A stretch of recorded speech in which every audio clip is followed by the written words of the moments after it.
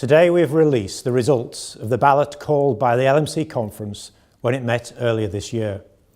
The conference resolved that the GP Forward View was failing to deliver the resources necessary to sustain general practice, and it demanded that GPC ballot GPs as to whether they would be prepared to collectively close their lists in response to the crisis in general practice. It was a resolution passed by the LMC representatives from across England, frustrated and angry that the all too apparent crisis facing practices in their areas, which was putting patients at risk, was showing no sign of resolution. The LMC conference believed action needed to be taken, which is why GPC took forward this survey of all practices in England as quickly as possible. The results show that of nearly 2,000 practices that responded, 54% said that they would consider temporarily suspending new patient registration so they could focus on delivering safe care to their patients already on their practice list. 44% said they would be in favour of applying for a formal and permanent list closure from NHS England. The fact that even a single surgery has reached the point where it would consider a suspension of new patient registration or closing its patient list fully shows that government promises to rescue GP services have failed to materialise. And yet our survey shows around half of practices in England have reached this point.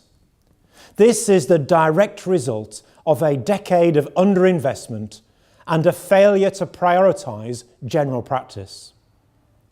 The government needs to understand that this landmark survey sounds a clear warning signal from GPs that cannot be ignored, and that the workload, recruitment and funding crisis in general practice must be addressed with far more vigour and commitment.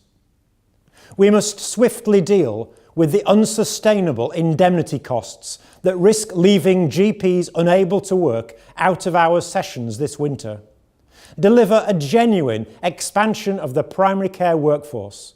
Resolve premises issues that prevent services from being delivered, and above all, limit workload levels so that no patient and no doctor is put at risk. The BMA is now calling on ministers to work with us to urgently address this growing crisis, which is threatening to overwhelm general practice and which will have a major impact on the wider NHS as we approach the busy winter period.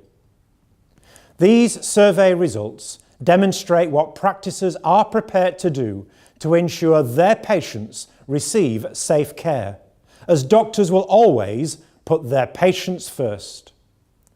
It's now imperative that the government and NHS England take this situation far more seriously, truly prioritise general practice and work with us to deliver rapid changes which give all GPs the confidence that this crisis will be resolved and that patients across the country will at last get the general practice service they need and deserve.